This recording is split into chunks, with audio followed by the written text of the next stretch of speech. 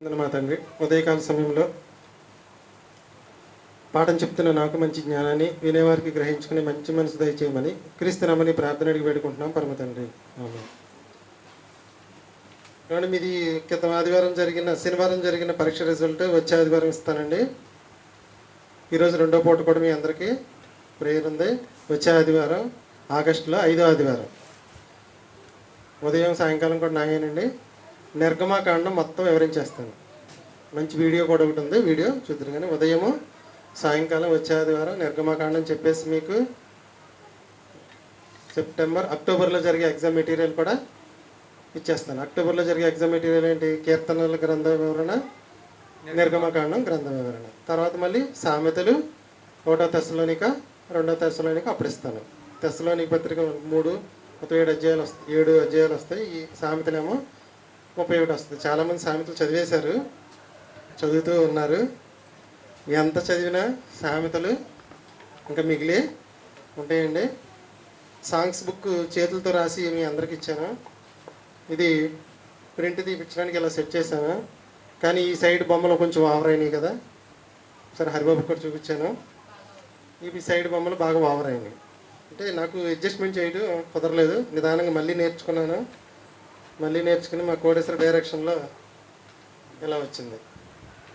అంటే నేనేంటంటే పిల్లలు అర్థం అవుతాయో లేదో అని లావు అక్షరాలతో ఇచ్చాను. లావు అక్షరాలతో ఇచ్చినప్పుడు సైడ్ మార్జిన్ ఖాళీగా పోతుంది అని యూట్యూబ్ ఛానల్ అవి పెట్టాను. అది బాగోలేదు. అప్పుడు కొంచెం సైజ్ తగ్గిస్తే ఒక సైడ్ 2 పాటలు వచ్చేసింది చక్కగా. నాకు డబ్బులు కలిసి వస్తాయి జిరాక్స్కి. ఇటు 2 వస్తాయి, ఇటు 2 వస్తాయి. ఇప్పుడు ప్రాబ్లం ఏంటంటే మడత పెట్టినప్పుడు ఇది ఎన్నో పాట తెలుసుకోవాలి. అసలు మొత్తం బుక్లో 25 పాటలు అనుకోండి. ఏ పాట ఎక్కడికి వస్తుందో చూసుకుని సెట్ చేసుకోండి. అంతా సెట్ చేసి ప్రింట్ చేసి ఇస్తాను. ఓకేనండి, సరేనండి. మంచి మాటలు చెప్పాడు కృష్ణ. ఇంకా భవిష్యత్తులో ఇంకా మంచి మాటలు చెప్పాలని కోరుకుంటున్నాను. ఇది ఆగస్టు నెల 4వ ఆదివారం అయిపోయింది. 2026 సంవత్సరం 8 నెలలు అయిపోయింది. 8 నెలలు అయిపోయినాయి అంతే. ఇంకా అలా 4 నెలలు కూడా అయిపోతాయి. ఏం అవ్వట్లా, మన ఆయుష్ తగ్గిపోతుంది అంతే. చావుకు దగ్గర అవుతున్నాం అంతే. దేవుడిచ్చిన ఆయుష్కి దగ్గర అవుతున్నాం. ఒక 7 విషయాలు చెప్తాను. 7 విషయాల్లో ఈరోజు 2 కుదిరినప్పుడు మిగిలిన చెప్తాను. పాఠానికి 7 పాఠాలకి టైటిల్ ఏంటంటే సంఘానికి వస్తున్న నీవు లేదా మనము తీసుకోవలసిన 7 జాగ్రత్తలు.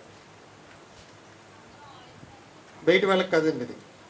సంఘానికి వస్తున్న నీవు లేదా మనము లేదా సంఘానికి వస్తున్న వారు తీసుకోవలసిన 7 జాగ్రత్తలు. సంఘానికి వస్తున్న వారు తీసుకోవలసిన 7 జాగ్రత్తలు. గన్ షాట్ లెసన్స్ అంటారండి వీటిని. దీంట్లో మొదటి పాఠం ఏంటంటే కొంచెం శ్రద్ధగా వినండి. ఏది వ్యర్థమైన భక్తి? అంటే వ్యర్థమైన ఆరాధన విన్నాం, కానీ వ్యర్థమైన భక్తి ఏంటండి? అది మొదటి పాఠంగా ఈరోజు మనం నేర్చుకుందాం. అసలు మీకు భక్తి అంటే ఏంటో చెప్పండి నాకు. కాపాడుకోవటమే భక్తి. ఇంకా బైబిల్ చదవటం భక్తి కాదా? ప్రార్థన చేయడం భక్తి కాదా? చర్చికి రావటం భక్తి కాదా? భక్తులు కలిగి ఉండటం భక్తి. పాఠం పేరు చెప్పాను మీకు. ఏది వ్యర్థమైన భక్తి, అది మాత్రం మైండ్లో ఉంచుకోండి పాఠం అయ్యే వరకు. ఏది వ్యర్థమైన భక్తి? నేను చేసే భక్తి వ్యర్థమైన భక్త, నువ్వు చేసే భక్తి వ్యర్థమైన భక్త, ఎదుటివారు చేసే భక్తి వ్యర్థమైన భక్త, లేకపోతే మనం చేసేది వ్యర్థమైన భక్త? మళ్ళీ భక్తిలోనే వ్యర్థమైన భక్తి ఉందా? అసలు భక్తి అంటే ఏంటో తెలిస్తే కానీ వ్యర్థమైన భక్తి ఏంటంటే అర్థం అవుతుంది. అసలు భక్తి అంటే ఏంటి? భక్తి అంటే ఏంటి? మీకు బైబిల్ లేఖన గీతాలని యూట్యూబ్లో రిలీజ్ చేస్తాను. ఇంకా 4 రిలీజ్ చేసేస్తే మీకు 50 పాటలు అయిపోతాయి. దాంట్లో అందరూ గుర్తుంచుకోవాల్సిన పాట 32వ పాట అండి. ఇది ఇంకా రిలీజ్ చేయలేదు. ఈరోజు సాయంకాలం కానీ రేపు కానీ అప్లోడ్ చేస్తాను. నెట్ వైర్లు తెగిపోవడం వల్ల ప్రసాద్వి రాము బాగు చేస్తున్నాడు. చర్చికి వచ్చే మనకు ఖచ్చితంగా తెలియవలసింది ఏంటంటే భక్తి అంటే ఏంటో తెలియాలి. తగ్గిమని చెప్పేసేయాలి మనం. భక్తి అంటే ఏంటి? ఇంకా తగ్గిమని చెప్పేసేయాలండి. మనం కొంచెం డౌట్గా కాకుండా భక్తికి నిర్వచనం అది నీకు ఒక 2 నిమిషాలు పాటగా వేస్తాను, ఒక్కసారి చూడండి. చాలా ఇంపార్టెంట్ పాఠం అండి ఇది.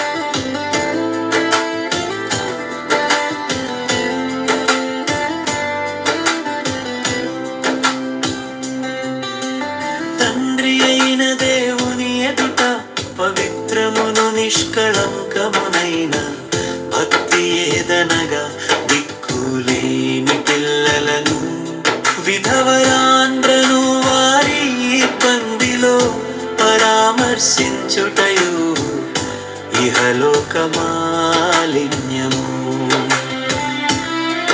తనకంటకుండా తన్ను తాను కాపాడుకొనుటయునే.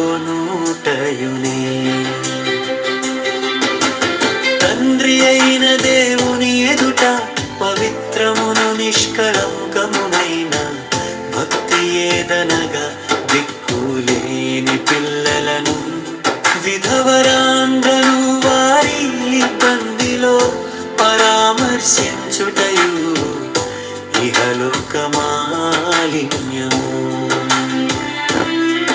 తనకంటకుండా తన్ను తాను కాపాడుకొనుటయునే. యాకోబు పత్రికలో ఉంటుంది చూసుకోండి, 1:27. దేనికైనా మనం ఆధారంగా దేన్ని తీసుకోవాలంటే దేవుని మాటనే తీసుకోవాలి. భక్తి అనగానే టకీమని చెప్పవలసిన సమాధానం యాకోబు పత్రిక 1:27. మీకు ఇంకా బాగా గుర్తుండాలంటే బైబిల్ లేఖన గీతం 32 ఆ పాటలో మనకి ఇది రావడం అనేది జరుగుతుంది. భక్తి అంటే యాకోబు పత్రిక 1:27. తండ్రి అయిన దేవుని ఎదుట పవిత్రమును నిష్కలంకమునైన భక్తి ఏదనగా దిక్కులేని పిల్లలను విధవరాండ్రను వారి ఇబ్బందుల్లో పరామర్శించుట ఇహలోక మాలిన్యం తనకంటకుండా తాను జీవించడం. మనం చదువుకున్నదే, మనం నేర్చుకున్నదే, చాలాసార్లు విన్నదే. భక్తి అంటే ఏంటి?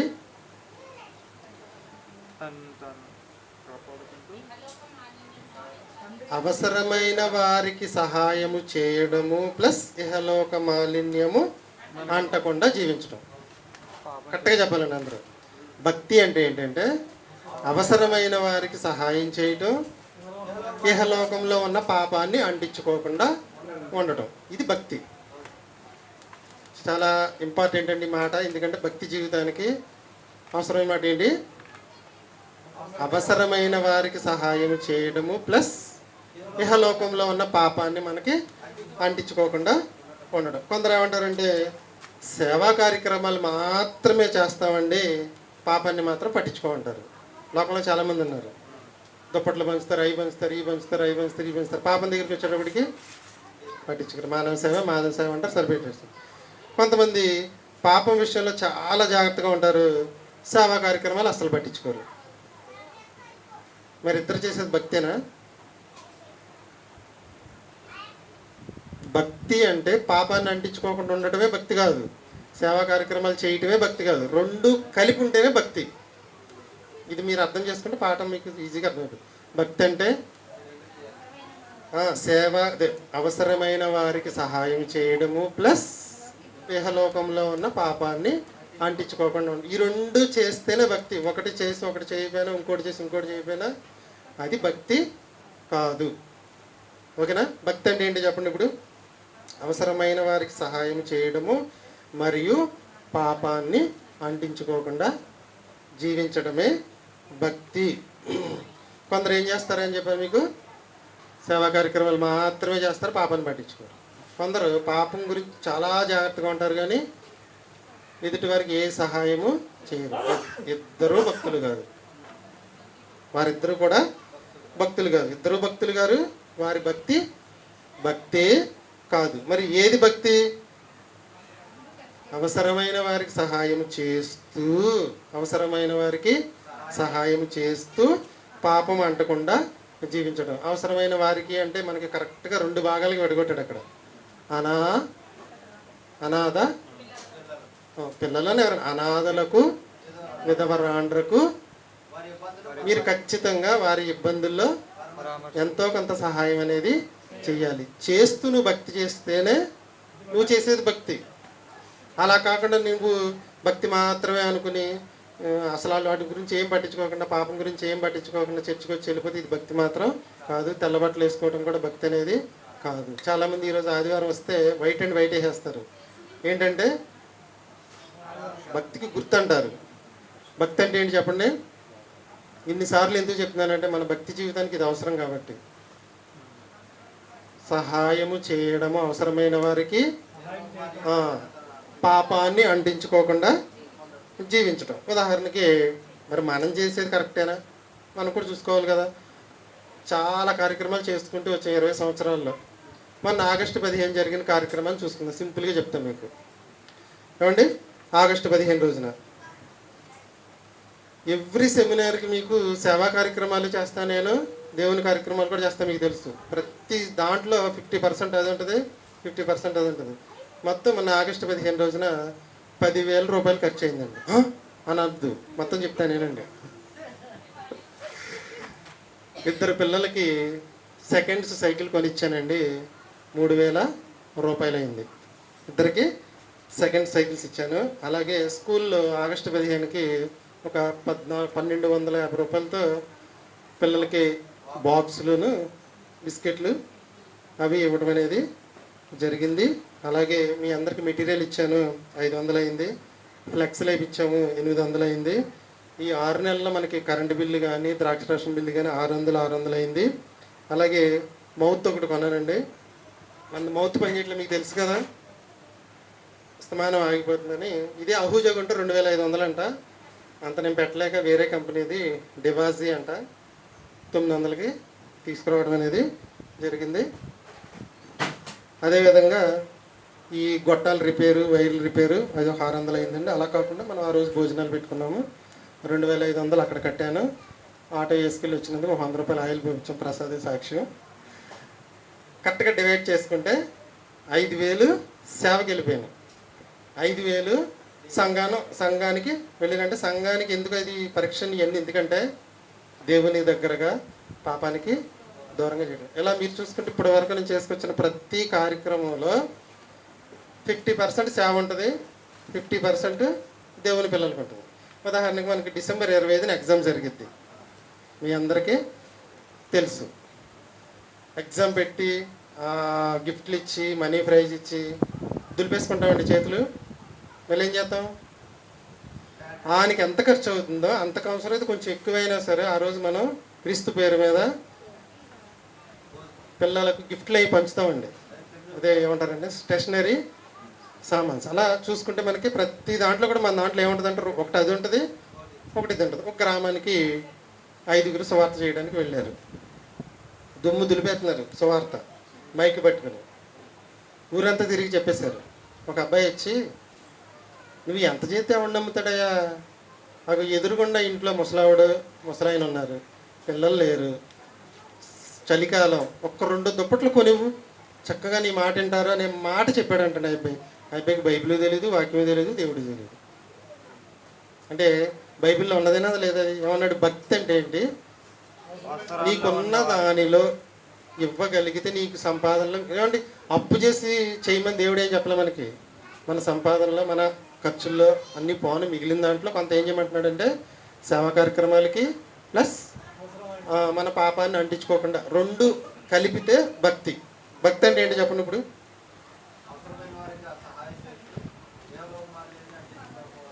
ఇప్పుడు రాజేష్, నేను, నాకు రావులేండి బియ్యం, రాజేష్, మా అమ్మ, మా నాన్న, ప్రసాదుడు, మమ్మీ, డాడీ, మా తమ్ముడు సుమారు 100 కేజీలు బియ్యాన్ని సేకరిస్తున్నామండి. చాలా నెలలుగా చేస్తున్నాం. మన కృష్ణాకి ఇస్తే పట్టుకెళ్ళి అనాథ పిల్లలకి ఇచ్చాను సార్, అనాథ పిల్లలకి ఇచ్చాను సార్, చాలా సంతోషంగా చెప్తాడండి. అంటే ఇప్పుడు ఇదేంటిది? భక్తిలో 50%, భక్తిలో 50%. అక్కడికే పట్టుకెళ్ళి నేను ఇవ్వకుండా నేను కృష్ణకి ఇచ్చేస్తున్నా. మరి ఆయన కూడా చేయాలిగా పాత్ర. ఓకే,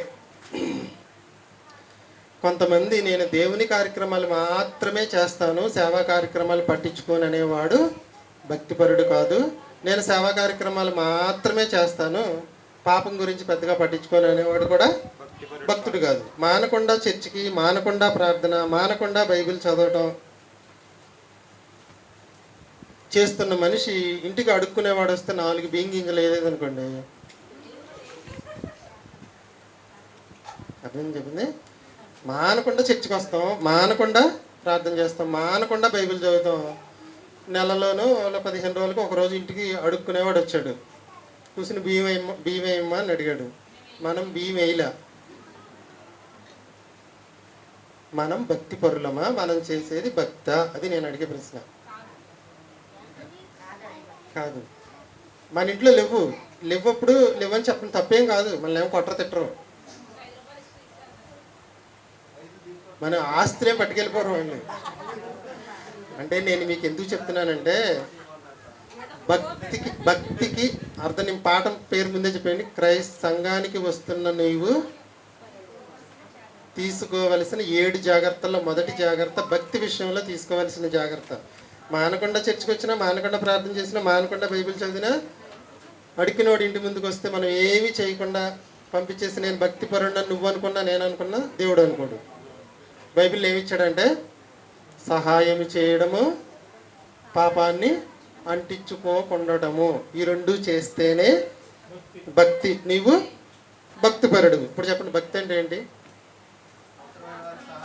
నేను ఒక క్రితం సంవత్సరం ఒక 10,000 పెట్టి ఒక మంచం కొనుక్కున్నానండి. మా ఆవిడ అసలు ఊరుకోదు. ఇంట్లో మంచాలు తీసుకెళ్ళి ఎవరికైనా ఇస్తే అది తీసుకురండి అన్నట్టుగా మాట్లాడింది. ఎంక్వైరీ చేసి మీకు ఆటోలో ఎక్కించుకెళ్ళినట్టు ఫోటో కూడా పెట్టాను, మీకు గ్రూప్లో పెట్టానండి. మాదేపల్లి రోడ్లో ఒక పాస్టర్ గారికి పడుకోవడానికి మంచం లేదని ఒక ఆయన ద్వారా నాకు తెలిసింది. చక్కగా ఆటో పైన కట్టేశాను, పట్టేళ్ళు ఆయనకి అప్పచెప్పేశాను, ఇంటికి వచ్చేసాను. తెల్లారి నాకు మంచం వచ్చింది. అలాగే మిమ్మల్ని చేయమని నేను చెప్పట్లా. మనకున్న దాంట్లోనే చేయగలిగినంత కొంత సహాయం ఎప్పుడైతే మన మైండ్లోకి వస్తుందో అదే భక్తి. దానితో పాటు పాపాన్ని అంటించుకోకుండా ఉండటం భక్తి. చాలామంది భక్తి అంటే ఏం చెప్తారు చెప్పండి? మీకు తెలిసిన ఎవరైనా భక్తి అంటే ఇదని ఎవరు ఏం చెప్తారు చెప్పండి? ఇంకా పూజ చేస్తారు, ఉపవాసం చేయడం భక్తి అంటారు, అవునా? బైబిల్ చదవడం భక్తి అంటారు, ప్రార్థన చేయడం భక్తి అంటారు. కానీ బైబిల్లో దేవుడిచ్చిన భక్తికి నిర్వచనం ఏంటి? అవసరమైన వారికి సహాయం చేయడము, లోకంలో ఉన్న పాపాన్ని అంటించుకోకుండా ఉండడం భక్తి. ఈ 2 నువ్వు చేసినా నేను చేసిన భక్తిపరుణ్ణి. ఇంకా మీరు ముందుకెళ్తే ముఖ్యముగా విశ్వాస గృహమునకు చేరిన వారి ఎడల మీ యొక్క భక్తిని చూపించమన్నాడు. అర్థమైందని మీకు?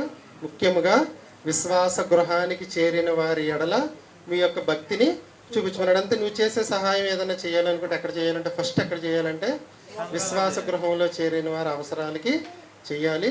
అంతగా మిగిలితే బయట వాళ్ళకి చేసుకుంటాం లేదనేది మన ఇష్టం. ఇప్పుడు చెప్పండి, విశ్వాస గృహమునకు చేరిన వారికి వారి అవసరాల్లో సహాయం చేయడము, లోకంలో ఉన్న పాపాన్ని అంటించుకోకుండా ఉండడం భక్తి. ఓకే, అర్థమైపోయిందా? ఏమంటే మేము లార్డ్ జీసస్ క్రైస్ట్ మినిస్ట్రీస్ క్రీస్తు సంఘం ఉంగురికే వెళ్తున్నాము, మేము అక్కడ ఈ 2 చేస్తున్నాము, మేమందరం భక్తిపరులమే, ఇదంతా మాకు తెలుసు అని అనుకున్నాం. ఇదంతా మనకి తెలుసు అనుకున్నాం. పాఠం పేరు ఏం చెప్పా మీకు? ఏది వ్యర్థమైన భక్తి అన్న. పాఠం పేరేంటి? ఏది వ్యర్థమైన భక్తి. 100% భక్తి అంటే అర్థం ఏంటో యాకోబు పత్రిక 1:27 ప్రకారం ఒకసారి చదవండి. యాకోబు పత్రిక 1:27. యాకోబు పత్రిక 1 27 100% నేను భక్తి పరుణ్ణి అని నీకు నువ్వు నీ మనస్సాక్షి చెప్పాలి అంటే మనం చేయవలసింది దేవుని ఎదుట పవిత్రమును నిష్కలంకమునైన భక్తి ఏదనగా నీకున్నంతలో అవసరమైన వారికి సహాయం చేయడము, ఇహలోక మాలిన్యము అనగా పాపమును అంటించుకోకుండా జీవించడం. ఇది 100% భక్తి. నేనేం చెప్తున్నానంటే టైటిల్, ఈ భక్తి ఎప్పుడు వ్యర్థమవుతుంది? నువ్వు సేవా కార్యక్రమాలు చేస్తున్నావు, పాపాన్ని అంటించుకోకుండా ఉంటున్నావు.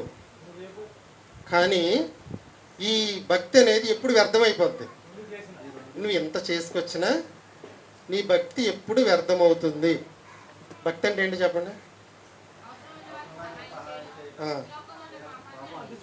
ఇప్పుడు మనం ఆగస్టు 15 రోజున చిన్న దేవుని కార్యక్రమం చేస్తాం, అది భక్తా?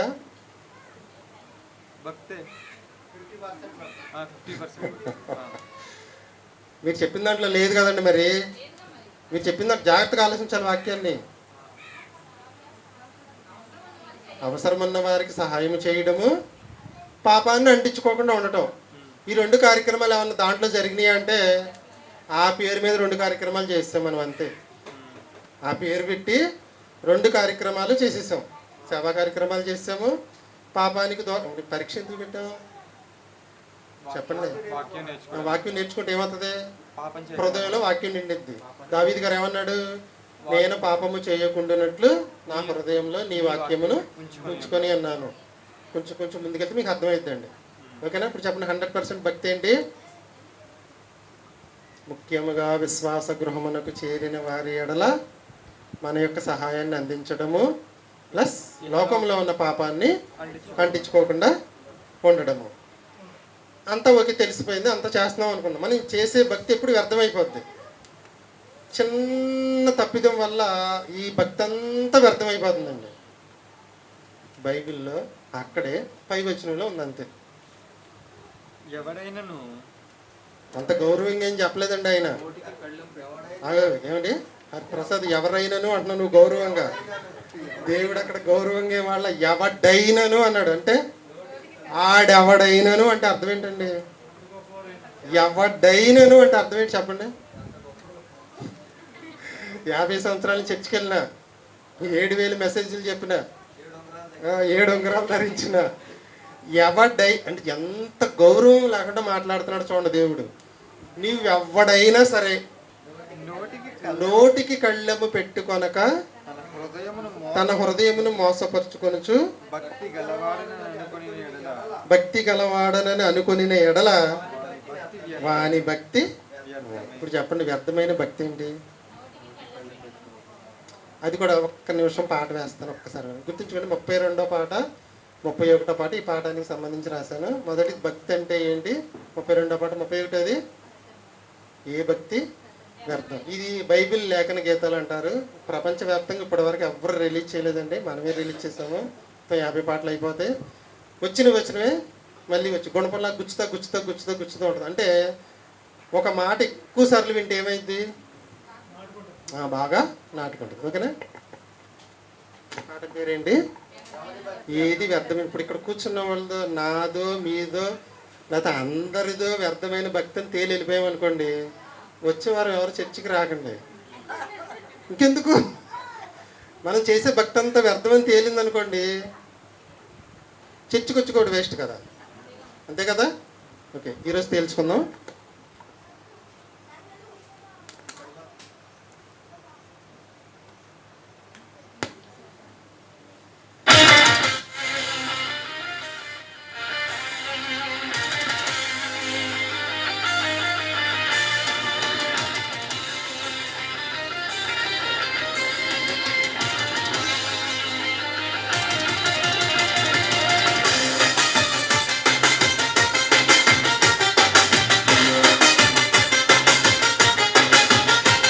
ఎవడైనను నోటికి కళ్ళెము పెట్టుకొనక తన హృదయమును మోసపరచుకొనుచు భక్తి గలవాడనని అనుకొనిన ఎడల వాని భక్తి వ్యర్థమే, వాని భక్తి వ్యర్థమే, వాని భక్తి వ్యర్థమే.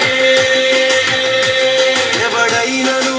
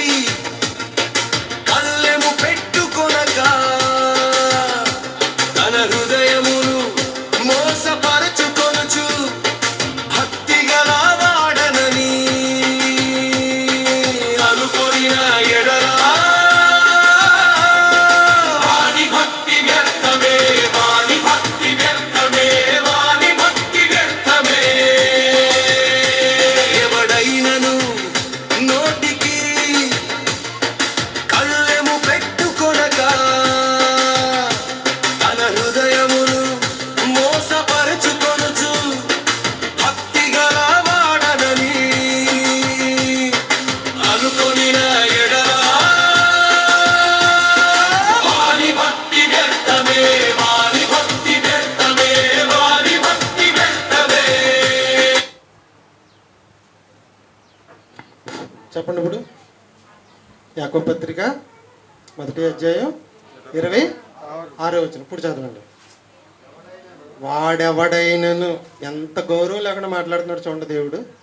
ఎవడైనను నోటికి కళ్ళెము పెట్టుకొనక తన హృదయమును మోసపరచుకొనుచు పైకి భక్తి గలవాడేనని అనుకొనిన ఎడల వాని భక్తి వ్యర్థము.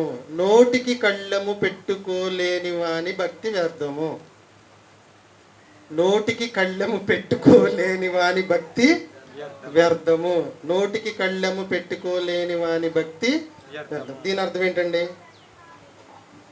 ఆరాధన ఉంది, వ్యర్థమైన ఆరాధన ఉంది. భక్తి ఉంది, వ్యర్థమైన భక్తి ఉంది. ఇప్పుడు చెప్పండి, నేను చేసేది లేదా మీకు మీరు ఎవరికి వాళ్ళకి వాళ్ళ మనస్సాక్షి చెప్పిద్ది. నేను నా నోటికి కళ్ళెం పెట్టుకుంటున్నానా, పెట్టుకోవట్లేదు అని అనుకోండి, చర్చి మానేయడం బెటరు. చాలామంది పాస్టర్లు ఒక మనిషి చర్చి మానేస్తే చాలా బాధపడిపోతారు. ఎందుకంటే ఆ వారం వచ్చి బియ్యం కానీ కానుకలు కానీ పోతాయి. నాకు అలాంటిది ఏం లేదండి. నాకు దేవుడు ఉద్యోగం ఇచ్చాడు. నలుగురు వచ్చినా కరాఖండిగా చెప్తాను నేను, అంతే.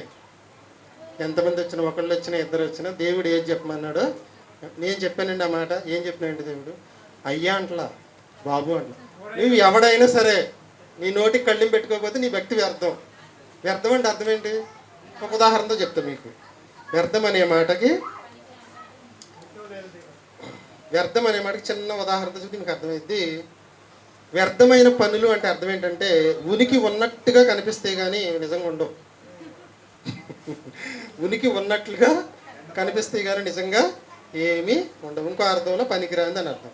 ఉదయం లేవగానే మంచిగా స్నానం చేసి చక్కగా కొత్త బట్టలు వేసుకుని సెంటు కొట్టుకుని దానికన్నా ముందు బ్రష్ చేసి చక్కగా తిని టిప్ టాప్గా రెడీ అయ్యి సందు చివరన డ్రైనేజీలోకి వెళ్ళి సేపు కూర్చున్నాం అనుకోండి, ఇప్పుడు అర్థమైంది మీకు. ఇందాడు అర్థం అవ్వాల. వాడి టిప్ టాప్గా రెడీ అయిందంతా వ్యర్థమే. అదే చెప్తున్నాడండి దేవుడు. నోటికి కళ్ళెము పెట్టుకోకపోతే నువ్వు చేసే భక్తి అంతా వ్యర్థమే. చిన్నగా కనపడే పెద్ద పాపం అండి. చిన్నగా కనపడుతుంది కానీ నీ యొక్క భక్తి జీవితం మొత్తం ఏం చేసేస్తుంది? ఇది శూన్యం. దేవుడు నీ భక్తి జీవితాన్ని మార్పులు దేన్ని బట్టి వేస్తాడు? నోటికి ఎంతవరకు కళ్ళెం పెట్టుకుంటున్నాడు. ఓకే, నోటికి కళ్ళెం పెట్టుకుంటున్నాడు అంటే భక్తి జీవితంలో చాలా తక్కువగా ఉన్నా 100 పడిపోతాయి. భక్తి జీవితంలో చేసేసి నోటికి కళ్ళు లేదనుకోండి, 0. 20 సంవత్సరాలు 30 సంవత్సరాలు చేస్తున్న నా భక్తి జీవితం అంతా ఏమైపోద్ది అంటే 0. ఇంకెందుకు చర్చికి రావడం చెప్పండి. మళ్ళీ ఒకసారి చదవండి వచ్చిన. ఎవడైనను, ఏమండి ఇది మన భక్తి జీవితానికి చాలా అవసరమైన మాట. ఎవడైనను నోటికి కళ్ళెము పెట్టుకొనక తన హృదయమును మోసపరుచుకొనుచు భక్తి గలవాడనని అనుకొనిన వెడల వాని భక్తి వ్యర్థం. ఇంకో ఉదాహరణ చెప్తాను. పళ్ళెంలో 22 రకాలు పెట్టుకున్నారండి. మీరు మన ఏలూరులో గ్రాండ్ ఆరియా అని ఉంటుంది, మీకు తెలుసో లేదో? తెలిసి ఉంటుంది అందరూ. గ్రాండ్ ఆరియా తెలుసు. మామూలు మీల్స్ 300 రూపాయలండి. అదే మీల్స్ బయట మనకి 80 రూపాయలకి దొరికిద్ది, 100 రూపాయలకి దొరికిద్ది, 90 రూపాయలకు, 120 రూపాయలకు కూడా దొరికిద్ది. కానీ వాడి దగ్గర 300 రూపాయలు.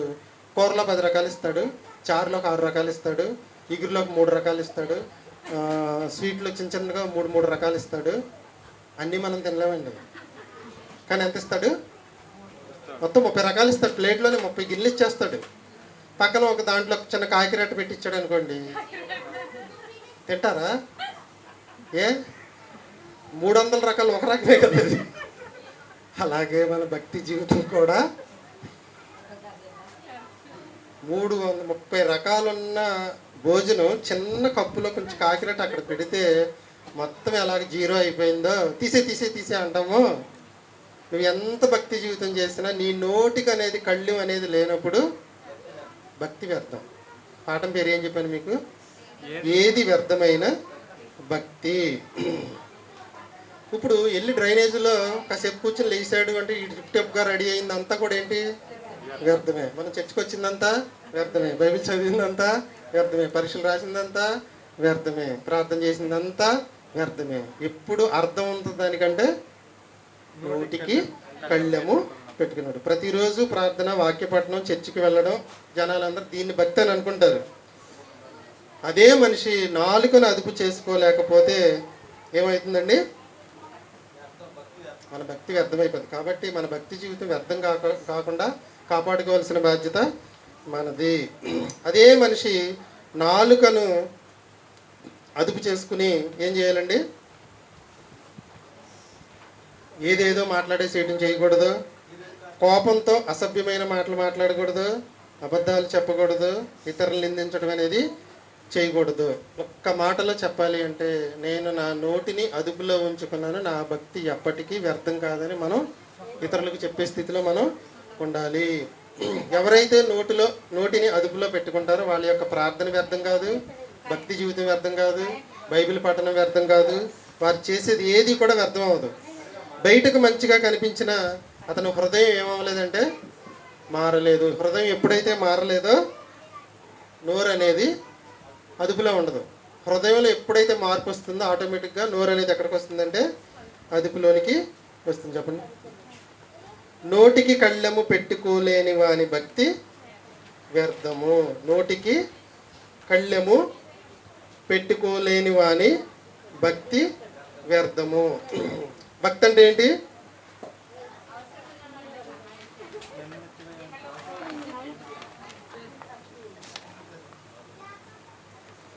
ఇప్పుడు దీన్ని బట్టి నేను మిమ్మల్ని ప్రశ్న అడుగుతాను. అవసరమైన వారికి సహాయం చేయడము, పాపం అంటించుకోకుండా ఉండడానికి ముందు నోటిని అదుపులో పెట్టుకుందామా? ఈ రెండు పనులు చేసిన తర్వాత నోటిని అదుపులో పెట్టుకుందామా? ముందు వచ్చిన అది రాయించి తర్వాత వచ్చిన భక్తి గురించి రాయించాను నాన్న. ముందు నువ్వు నోటిని అదుపులో పెట్టుకో, తర్వాత సేవా కార్యక్రమాలు చెయ్యి, తర్వాత పాపాన్ని అంటించుకోకుండా దేవుని కార్యక్రమాలు చెయ్యి. కాబట్టి ఇప్పుడు ఏం చేద్దాం? ఆదివారం, మళ్ళీ ఆదివారం మనకి చర్చి. ఈ 6 రోజులు ఏం చేయాలి? ముందు నోటిని అదుపులో పెట్టుకోగలిగితే వచ్చే ఆదివారం రండి. వచ్చే ఆదివారం నేను రాలేదనుకోండి, మీరేమనుకుంటారు?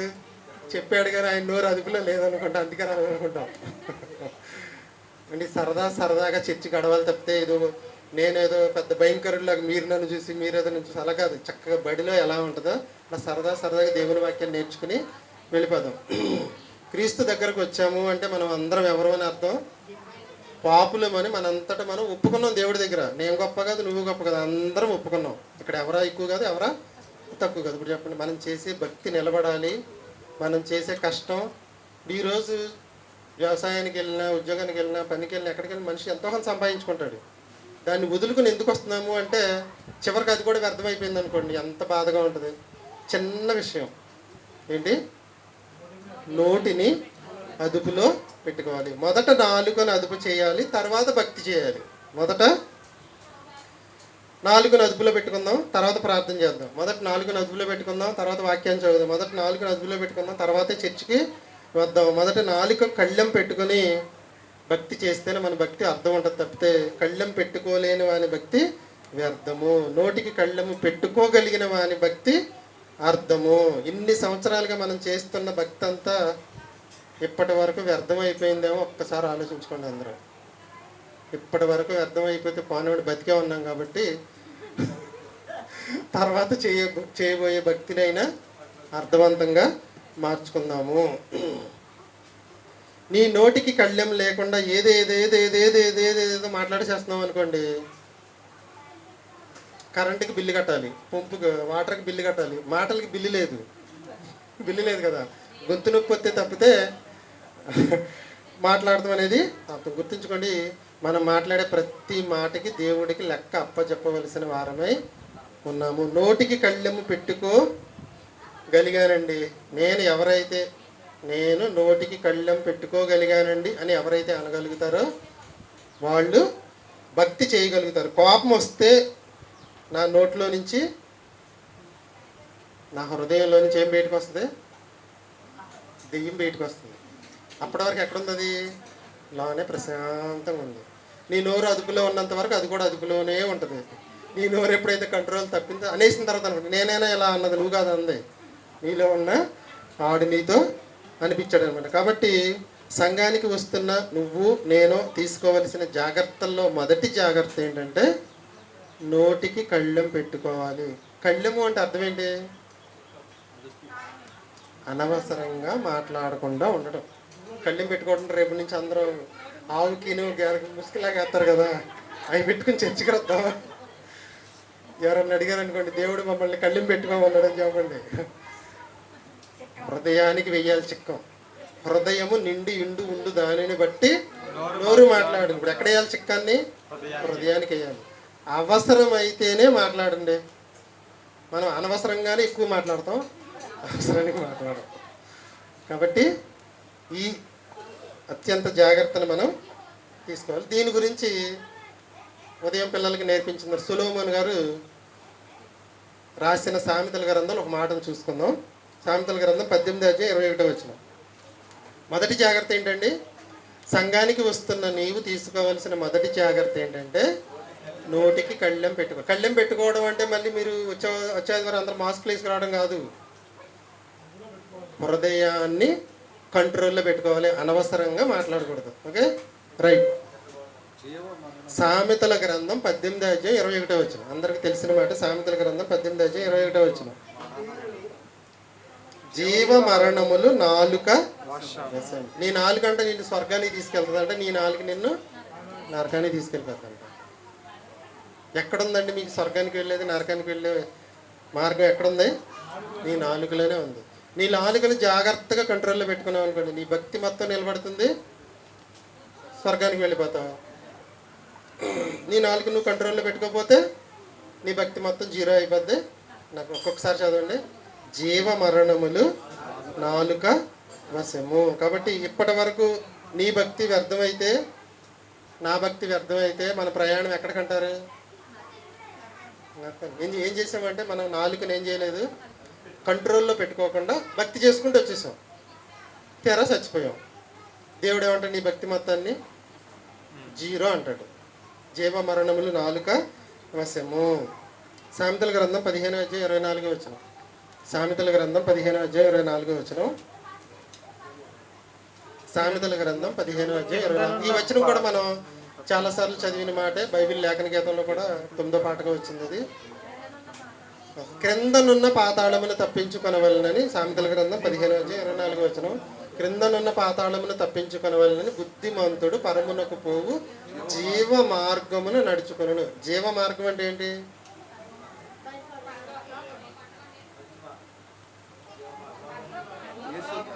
జీవ మరణములు నాలుక వశము.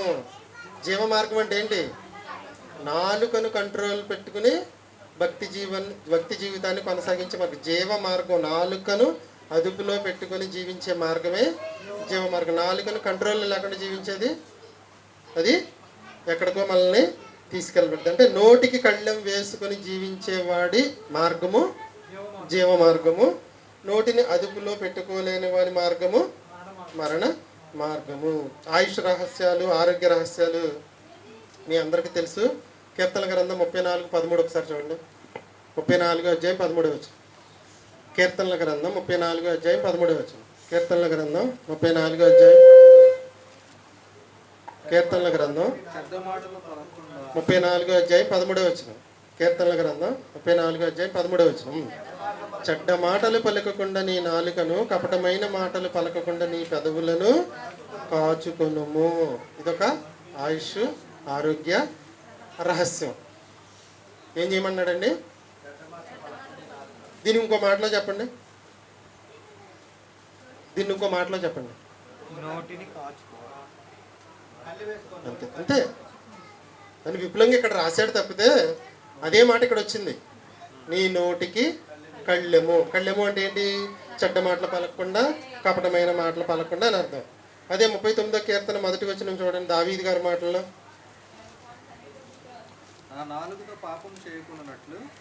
కీర్తనల గ్రంథం 39:1 వచనం. నా నాలుకతో పాపము చేయకుండానట్లు చూచుకుందును. చాలా జాగ్రత్తగా వినండి. భక్తిహీనులు నా ఎదుట ఉన్నప్పుడు. మన చుట్టూ ఉన్న వాళ్ళందరూ భక్తిహీనులే. భక్తిపరులు ఎవరున్నారు చెప్పండి? వారి ఎదుట ఉన్నప్పుడు ఉన్నప్పుడు నా నోటికి నా నోటికి చిక్కము ఉంచుకొందును అనుకుంటుని చిక్కము ఉంచుకొందును అనుకుంటుని. కాబట్టి మోగోళ్ళ బతకడం ఉత్తమం అనిపిస్తుంది నాకు,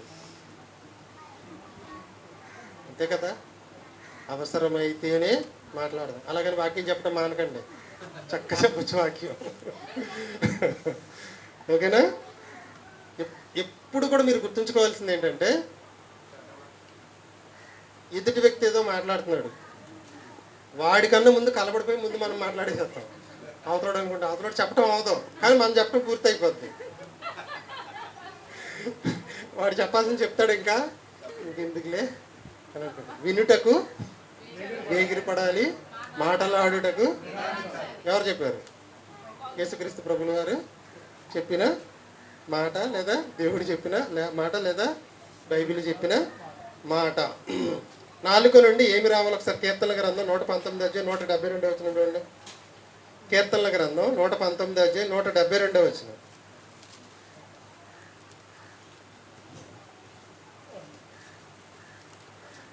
కీర్తన గ్రంథం 119 172 వచ్చిన. నీ ఆజ్ఞలన్నీయు న్యాయములు, నీ వాక్యమును గూర్చి నా నాలుక పాడును. నేను రాసిన ప్రతి పాట కూడా, ప్రతి పదం, ప్రతి అక్షరం కూడా వాక్యమే. సొంతంగా నా మాట ఎక్కడ కలపలా. సొంతంగా కలిపితే మామూలుగా యూట్యూబ్లో చూస్తే, ఏదైనా పాట చూస్తే 1 crore వ్యూస్. ఒకసారి షాక్ తింటాను నేను, అమ్మో తీరా చూస్తున్న దానికి 100 మంది కూడా ఉండరు. జనాల కోసం అట్లా మార్చేద్దామంటే వద్దు, ఎంతమంది చూస్తే అంతమంది చూస్తారు. మళ్ళీ ఒకసారి చదువుకోండి మాట. నీ వాక్యమును గూర్చి నేను నా నాలుక పాడును. కాబట్టి ఎక్కువ కాలం బ్రతకాలంటే ఏం చేయాలండి? మనం ఎక్కువ కాలం భూమి మీద బ్రతకాలంటే పేతురు గారు రాసిన పత్రికలో చూడండి, 1 పేతురు పత్రిక 3వ అధ్యాయం 10వ వచనం. పేతురు గారు రాసిన మొదటి పత్రిక. ఎక్కువ కాలం భూమి మీద ఆయుష్తో మనం బ్రతకాలంటే ఏం చేయాలో కూడా ఇక్కడ ఉందండి.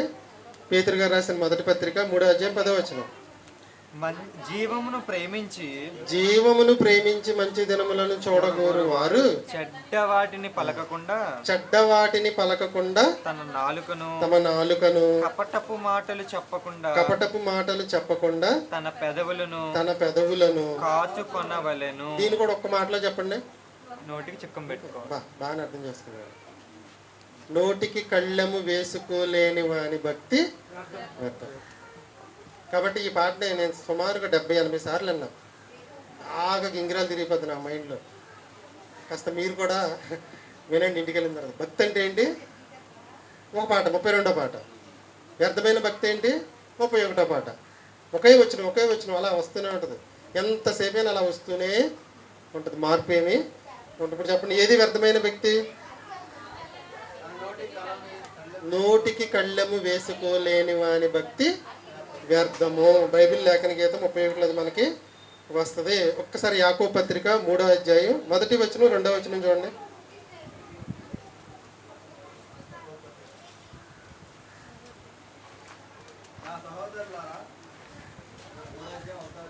యాకోబు పత్రిక 3వ అధ్యాయం 1వ వచనం. ఇప్పుడు మీకు చూపించిందంతా నేను ఎక్కడ తీసుకొని చూపించాను? యాకోబు 1వ అధ్యాయం, యాకోబు గారి పత్రికలోనే చూపించుకొస్తున్నా. ఇప్పుడు ఫస్ట్లో చూపించింది మీకు 1వ అధ్యాయం, ఇప్పుడు చూపించేది 3వ అధ్యాయం. చదవండి 1వ వచనం. నా సహోదరులారా, బోధకులమైన మనము మరి కఠినమైన తీర్పు పొందుదుమని తెలుసుకొని మీలో అనేకులు బోధకులు కాకుండుడి. అంటే చేయమనే వద్దనా? వద్దని. నీ నోటికి కళ్ళు వేసుకోలేకపోతే నాన్న నువ్వు అసలు వాక్యం చెప్పొద్దు. వేసుకోగలిగితే చెప్పు, లేదంటే నీకు శిక్ష ఎక్కువ ఉంది. అదే అర్థం అక్కడ. 2వ వచనం చూడండి. మనమందరము అంటే యాకోబు గారు కూడా అనేక విషయాల్లో తప్పుపోతున్నాము. ఇక్కడ కూడా ఏమంటున్నాడు? మళ్ళీ అస్సలు గౌరవించట్లేదండి. ఎవడైనను మాట యందు తప్పని ఎడల అట్టివాడు లోపము లేనివాడై తన సర్వ శరీరమును స్వాధీన ఉంచుకొన శక్తి గల వాడగును. అంటే అర్థం ఏంటి? సర్వ శరీరాన్ని మన కంట్రోల్లోకి తెచ్చుకోవాలంటే దేన్ని కంట్రోల్లో పెట్టుకోవాలి? మాటని లేదా నాలుకను కంట్రోల్లో ఉంటే మొత్తం సర్వ శరీరం కూడా నీ మాట ఉంటుంది. ఓకేనా? ఇదే యాకోబు గారు ఏమన్నాడు? ఏ నరుడును నాలుకను సాధు చేయ, ఎక్కడుంది? అక్కడ కిందకు వస్తాం చూడండి. కింద వచ్చిన వాళ్ళు హరివచుడికి వచ్చినవి ఎంత? అది ఏ నరుడును నాలుక అగ్నియే, ఏ నరుడును నాలుకను సాధు చేయ నేరడని ఉంటుంది చూడండి. వచ్చిన చెప్పు. 3వ అధ్యాయం 8వ వచనం తీయగలిగిన వాళ్ళందరూ తీయడం. ఏ నరుడును నాలుకను సాధు చెయ్య నేరడు. ఎవడో కంట్రోల్లో పెట్టుకోలేదని దేవుడు చెప్పాడా? యాకోబు గారు చెప్పాడా? వాక్యం చెప్పిందా? బైబిల్ చెప్పిందా? ఇంకెందుకు వెళ్ళిపోదాం మూసేసుకుని చర్చి? మళ్ళీ ఒక్కసారి చదవండి. ఏ నరుడును నాలుకను సాధు చేయ నేరడు అంటే ఏంటి అర్థం? చిక్కాన్ని పెట్టుకోలేడనే కదా అక్కడ అర్థం. చిక్కాన్ని పెట్టుకోలేనప్పుడు మన భక్తి వ్యర్థమనే కదా అర్థం. భక్తి అంతా వ్యర్థమైనప్పుడు చర్చికి రావడం ఎందుకు? ఇంకా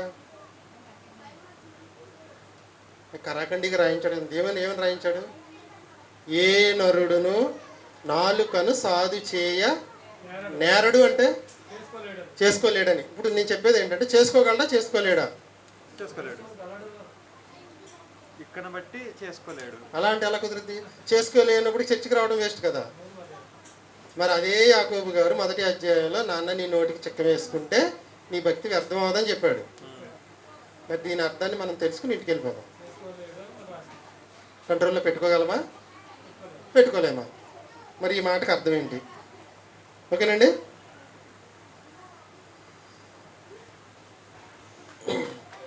ఎవరైనా మనల్ని ఏదన్నా అడిగారు అనుకోండి, అస్సలు ఒక్క నిమిషం కూడా ఆలోచించకుండా, నా వయసు ఎంత వచ్చినా 45 ఏళ్ళు వచ్చినా అస్సలు ఆలోచించకుండా చెప్పేస్తా ఓకే అంటాను అంతే. తర్వాత జుట్టు పట్టుకుని పీక్కుంటా, ఏం చేయాలో అర్థం అవుతుంది. ఆవిడ తిట్టకుండా తిట్టదు, చెప్తే వింటారు. ఒక్క అవకాశం ఉంచుకోండి అంటది. ఏమని? తర్వాత చెప్తాలే అనండి అని అంటది. అంతా అయిపోయిన తర్వాత. నేను కూడా అంతా అయిపోయిన తర్వాత చెప్తా, ముందు చెప్పను కదా మరి. కాబట్టి మనం తీసుకోవాల్సిన జాగ్రత్త ఏంటంటే 3 మాటలని మనం నేర్చుకోవాలండి. నాకు కొంచెం సమయం కావాలి. ఎవరు ఏదన్నా అడగనివ్వండి, నాకు కొంచెం సమయం కావాలి, ఆలోచించుకొని చెప్తాను, ఇంట్లో వాళ్ళని అడిగి చెప్తాను. ఇంట్లో వాళ్ళని అడిగి చెప్పడం ఏంటి? నీ వాళ్ళదా పెత్తనం అని వాళ్ళు ఇన్నన్ను అనుకునేవ్వండి. అది మనం మాట దాటేయడం కోసం. ఓకే అన్నావు అనుకోండి, ఆడక్కడ పేరు రాసేసుకుంటాడు. నువ్వు ఓకే అన్నావు కదా పేరు రాసేసుకుంటాడు. తర్వాత నువ్వేం చేస్తావు? చిక్కాన్ని ఎలా వేసుకోవాలి? ఫస్ట్ ఏది అడిగినా తప్పుకోవడానికి అవకాశంగా మొదటి మాట నాకు కొంచెం టైం కావాలి ప్లీజ్. రెండోది ఆలోచించి చెప్తాను అన్నాను కాబట్టి వాడు పేరు రాసుకుంటాడు. అక్కడ రాసుకోడు, ఆలోచిస్తాను. ఆడు కూడా ఆలోచిస్తాడు రాసుకోవడానికి. మూడోది ఇంట్లో వాళ్ళని అడిగి చెప్తా. ఎవడో నిన్ను 4 లక్షలు అడిగాడు అనుకుందాం, ఇంట్లో వాళ్ళని అడగకుండా ఇచ్చేసావు, ఆడు ఐపీ పెట్టేస్తాడు. ఇంట్లో వాళ్ళకి తెలుస్తుందా తెలీదా? అదే మాట నువ్వేమని చెప్పాలి? ఫస్ట్ ఇంట్లో వాళ్ళని అడిగి చెప్తే ఇంట్లో వాళ్ళు ఏమంటారు? ఫస్ట్ చెప్పే మాట, ఓకే ఆడు ఎగ్గొడితే నువ్వు కడతావా అని అడుగుతారు. ఎందుకు ఎగ్గొడతాడే అంటావు. ఎగ్గొడితే ఏంటి పరిస్థితి అంటే అర్థం అదే. ఏంటి అర్థం? ఆడు ఎగ్గొడితే నువ్వు కడతానని హామీ ఇచ్చావు అని అర్థం. కాబట్టి 3 ఛాన్సులు ఏంటి చెప్పండి? ఆలోచించి చెప్తా. ఇంట్లో చెప్పి మొదటి నేను ఆలోచించుకుంటే నాకు కొంచెం సమయం కావాలి ఈ మాట చెప్పడానికి. ఆలోచించుకొని చెప్తాను. 3 చెప్పక్కర్లేదు ఆడి దగ్గర, 3 ఒకటి చెప్పండి అంతే. మీరు ఆడికి 3 చెప్పకూడదు. అక్కడ ఉన్న అవకాశాన్ని బట్టి ఆలోచించుకొని చెప్తాను. బాగా క్లోజ్ ఫ్రెండ్ అనుకోండి, ఇంటికాడ అడిగి చెప్తాను అనకూడదు. ఇంట్లో ఆడదనుకుంటా పెత్తనం అనుకుంటాడు ఆడు. కొంచెం సమయం కావాలి, లేదంటే ఆలోచించుకుని చెప్తా. కానీ మనం వెంటనే ఓకే అంటాం, మన సర్వ శరీరం మొత్తం అటు తిరిగిపోతుంది. ఓకే అనుకోండి, ఆపుకున్నాం అనుకోండి, నీ సర్వ శరీరం మొత్తం నీ కంట్రోల్లోకి వస్తుంది. చూసారు ఎంత ప్రమాదం ఉందో నాలుగుతో. చాలా జాగ్రత్తగా మాట్లాడితే సర్వ శరీరం ఎవరి స్వాధీనంలో ఉంటుందండి? మన స్వాధీనం. నోటికి కళ్ళెము వేసుకోలేని వాని భక్తి వ్యర్థము. ఎప్పుడు మన భక్తికి అర్థం ఉంటుందంటే నాలుకను సాధు చేయగలిగింది. ఇప్పుడు చూద్దాం యాకోబు పత్రిక 3వ అధ్యాయం 1వ వచనం. చక్కగా చదువుకుంటారండి. ఇప్పుడు అర్థమైంది మీకు. సహోదరులారా, ఎంత గౌరవంగా మాట్లాడుతున్నాడండి. సహోదరులారా, బోధకులైన మనము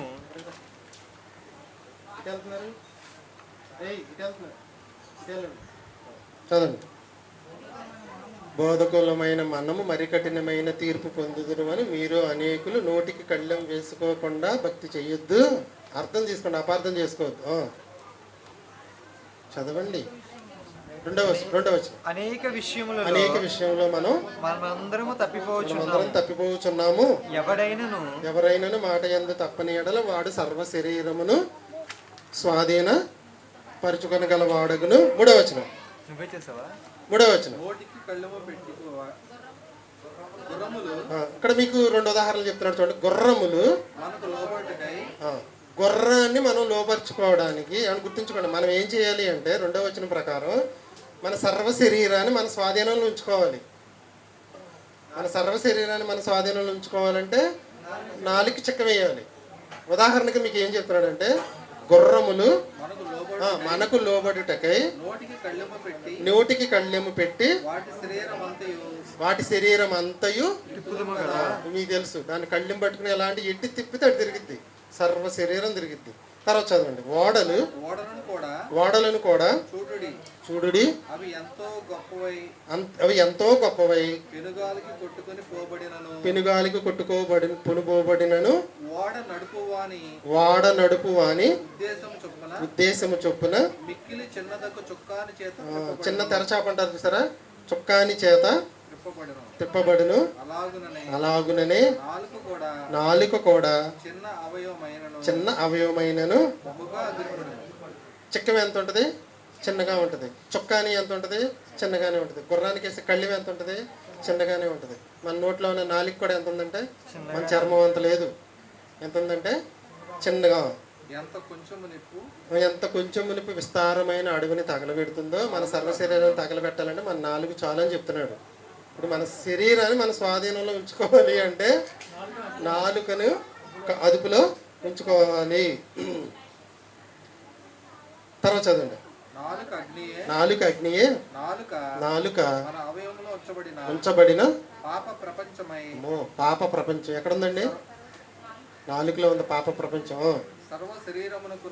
నాలుక ఏం చేస్తుందంటే సర్వ శరీరమునకు మాలిన్యము కలగజే. దాన్ని కంట్రోల్లో ఉంచుకుంటే సర్వ శరీరానికి మాలిన్యం రాదు.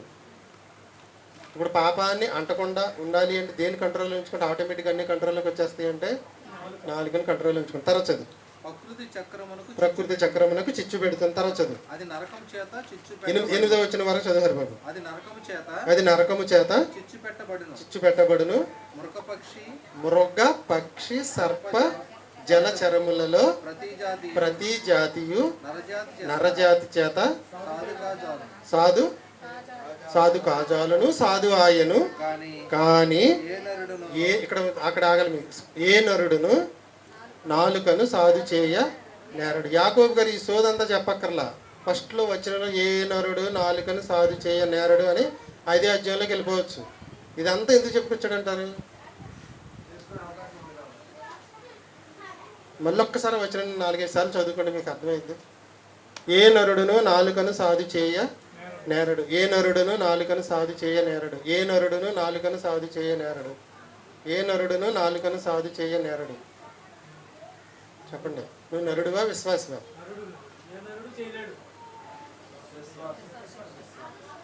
నరునికి అసాధ్యము దేవునికి సాధ్యం. నువ్వు దేవునిలాగా ఆలోచించు, సాధ్యం. సాధ్యం అయింది కాబట్టి అన్ని ఉదాహరణలు చెప్పుకొచ్చాడు. సాధ్యం కాకపోతే అన్ని ఉదాహరణలు ఎందుకు చెప్పుకొస్తాడండి? ఓకేనా? మీకు అర్థమైందని చెప్పింది. మనం చివరికి ఏం నేర్చుకుంటామంటే ఏ నరుడు నాలుకను సాధు చేయ నేరడా. ఈ పాఠంలోనే ఏ నరుడును నాలుకను సాధు చేయ నేరడా. సర్వ శరీరమును మనం స్వాధీనం అందించుకోవాలని యాకోబు పత్రిక 3వ అధ్యాయం 2వ వచనంలో ఉంది.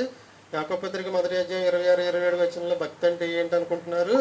మీ భక్తి వ్యర్థం కాకుండా ఉండాలంటే మీ నోటికి చిక్కాన్ని పెట్టుకోవాలని చెప్పుకొచ్చిన ఆయన ఎవ్వరూ సాధు చేయ నేరడని ఎందుకంటాడు?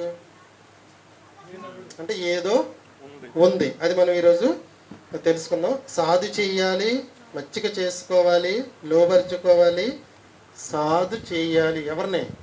మన యొక్క నాలుకను.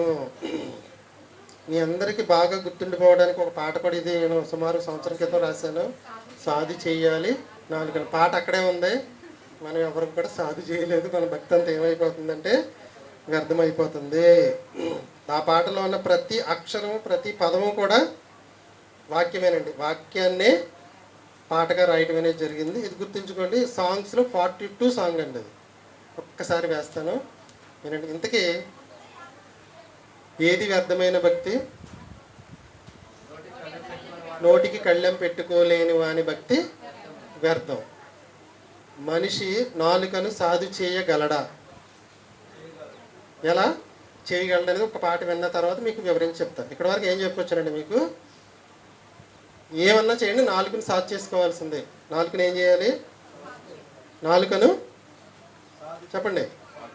నాలుకను సాధు చేయడం అంటే చిక్క వేసుకోవడం అన్నా, సాధు చేయడం అన్నా, లోబర్చుకోవడం అన్నా అన్నిటి కూడా ఒకటే అర్థం ఏంటి? అనవసరంగా మాట్లాడకుండా ఉండడం. అనవసరంగా మాట్లాడకుండా ఉండడం. ఒక్కసారి పాట వేస్తాను వినండి. ఇప్పటి వరకు మీకు చెప్పిన ఈ వచనాలన్నీ ఒక పాట రూపంలో వస్తాయి. ఓకేనా?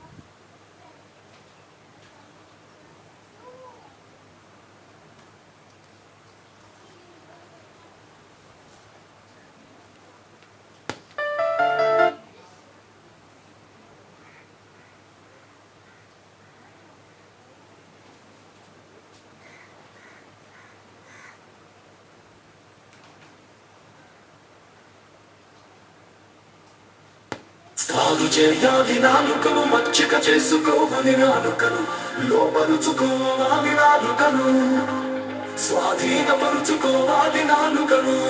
సాధు చేయాలి నాలుకను, మచ్చిక చేసుకోవాలి నాలుకను, లోపరుచుకోవాలి నాలుకను, స్వాధీనపరుచుకోవాలి నాలుకను. మనకు లోపడుటకై నోటికి కళ్ళము పెట్టి త్రిప్పుదురు వాటి శరీరమంతయు ఓడలు కొట్టుకొని పోబడినను మిక్కిలి చిన్నదను చుక్కాని చేత త్రిప్పబడును. ఆ ఓడలు మన సర్వ శరీరమును స్వాధీనమందుకొనుటకు చిన్న అవయవమైన నాలుకను సాధు చేయాలిలే.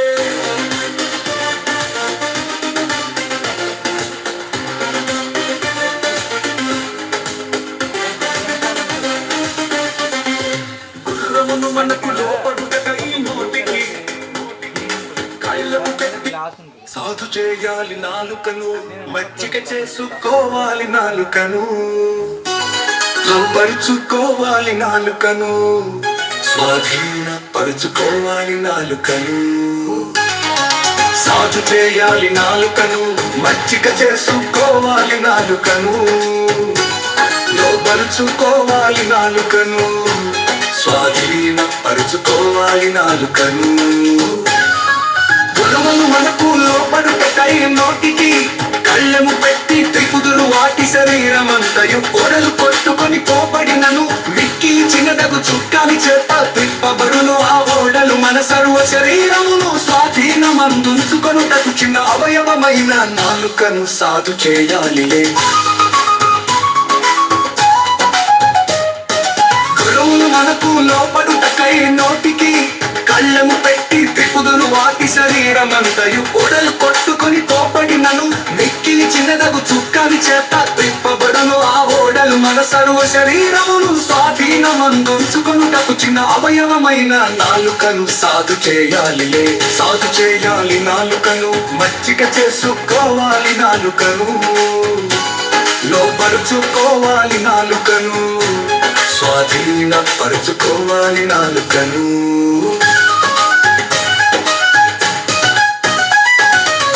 పక్షి సర్ప జలచరములలో ప్రతి జాతీయు నరజాతి చేత సాధు కాచారును సాధు ఆయను అలాగులని సాధు చేయాలి మన నాలుకను. ఎందుకంటే జీవ మరణములు నాలుక వశమే. మృగపక్షి సర్ప జలచరములలో ప్రతి జాతీయు నరజాతి చేత సాధు కాజాలు సాధు ఆయను అలాగునని సాధు చేయాలి మన నాలుకను. ఎందుకంటే జీవ మరణములు నాలుక వశమే. సాధు చేయాలి నాలుకను, మచ్చిక చేసుకోవాలి నాలుకను, లోబరుచుకోవాలి నాలుకను, స్వాధీన పరుచుకోవాలి నాలుకను.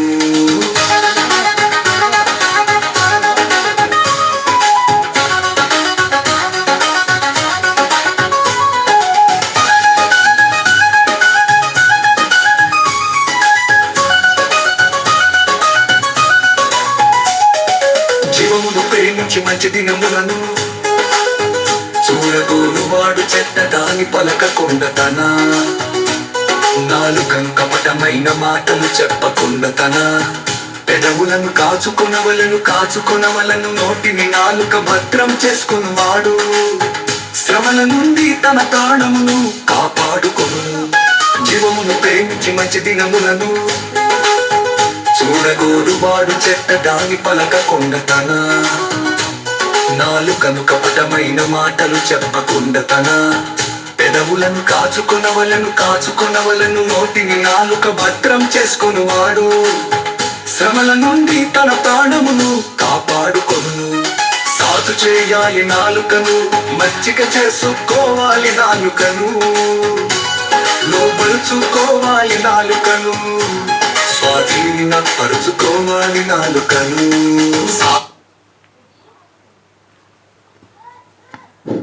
విన్నారు కదండి.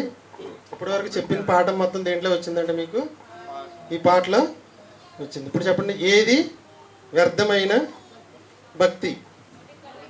నోటికి కళ్ళెము పెట్టుకోలేని వాని భక్తి వ్యర్థము. మా పిల్ల అప్పుడప్పుడు అంటుంటుందండి, నాన్న నువ్వు చిన్నప్పటి నుంచి ఇంతనే ఎవరితో మాట్లాడవా అంటది.